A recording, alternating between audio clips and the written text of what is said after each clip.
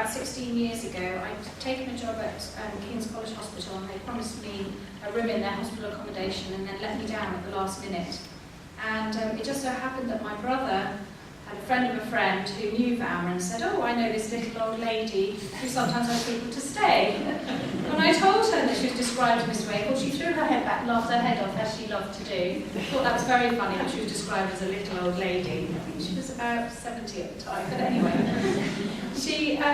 So anyway, I went to meet her, and my mother and I turned up and went in, and anyone who knew Valma's properties know that she collected an awful lot of stuff around her. So we shimmied up the passageway to this kitchen that had the most enormous kitchen table, and none of us were small, so we ended up sort of shimming around it, couldn't quite pass each other. Anyway, we sat down and had a cup of tea, and I moved in 2 days later.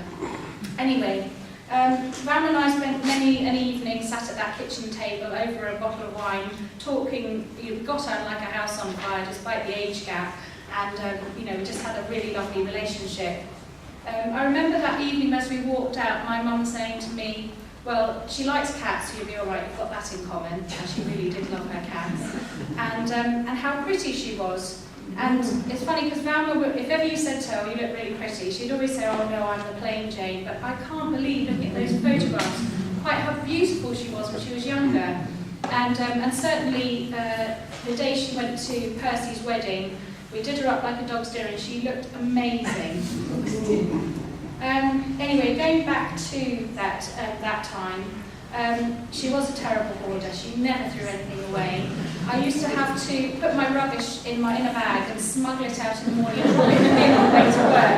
Otherwise, I knew I'd be in great trouble for throwing something away. She reused everything. Coming from Australia, where water was obviously quite scarce, she was terribly careful with water, to the extent that she used to empty her hot water bottle water out in the morning and use it to wash her underwear in the evening, so she didn't waste a drop. I think we could all probably take a bit of notice from her. She also reused everything else, and including cling film. She used to buy her cats fresh liver from the butchers, and then she used to chop it up into little portions and wrap it in cling film, put it in the freezer, and then she'd get it out and get a portion out each evening to give them in the morning, and then wash the cling film to reuse it. So one evening she was off out, and I did the washing up, so I thought it'd be really funny to peg the cling film on the washing line. It was meant to be a joke. Unfortunately, she thought this was such a good idea, she did it after. Anyway, life with Valma was never dull. She really did fill her life to the absolute brim. There were so many different organisations and causes. I was trying to remember going around talking to people, and Jane very helpfully there's a great long list on your papers of all the things that she was involved in. And she was a wonderful person to have as part of your organisation, because although she didn't have close family around her, everyone she met, she got involved in whatever she was involved in. So, guaranteed, if you've got Valma on your books, you also got a lot of other people came with it, as we were all dragged along to various different places. She was also an incredibly loyal person. She travelled way out of her way to go to the same butchers for years, to go to the co-op, get the same GP. And also she did everything she could to try and help others. So she insisted on going to King's Dental School to work because she wanted to help the students. And her dying wish was that her body would go to medical science so people would learn from her. And we're really pleased to say that she managed to have that. Valma was a wonderful people person. She loved children, as Jane said, and any children anywhere around, she'd babysit for people, she'd go and listen to people's children do reading. She just absolutely adored children. She also used to go out every month and buy the first day cover stamps from the Royal Mail, and then she'd sit there and write letters to all the children all around the world from her two cats, Fergus and Pooh. I said, "Why did you name the cat Pooh?" She said, "Pooh Bear, Winnie the Pooh Bear." And then I also discovered that Pooh was also called Pooh because she pooed everywhere. Anyway, she used to write these letters, and she didn't just write, hope you're well from Valma. It was a great long letter, ask them what they were up to, tell them what she'd been up to, all written from the two cats, and then she posted them out all over the world. in the last few weeks of her life, when I was talking to her, she said at one point how sad she was that she'd never had children of her own. She was unable to have them. But I did point out to her that she'd had children all over the world and all around her, all of her life, and all of our children as well.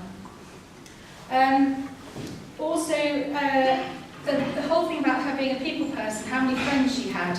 I think all of us, one of the things we've done today is go around and say, oh, you're so-and-so, oh, you're so-and-so. We've all heard about each other, but she actually kept us all in little pockets. And it's funny because it wasn't until she first became unwell with her breast cancer, I think I met up with a group of people around her hospital bed, I think that's when I met you, Jane, that we actually realised, oh, you're so-and-so, you know, but we all knew about each other because she'd always tell everybody what everyone was up to.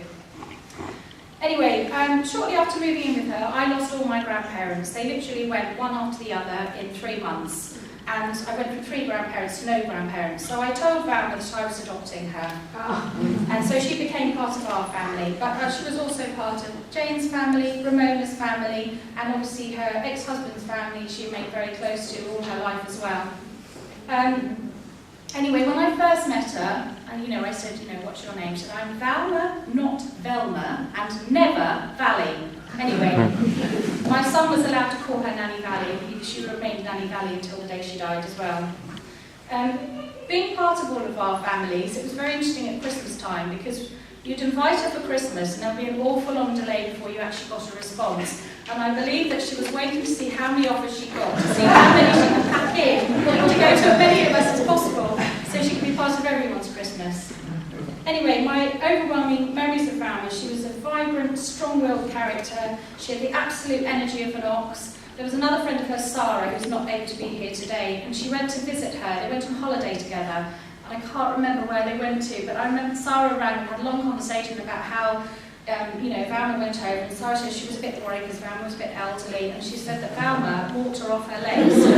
They went absolutely everywhere, up hills, down dales and cathedrals and everything. She definitely made the most of every single moment of her life. The other thing about Valma, she had a super sense of humour and the ability to laugh at herself.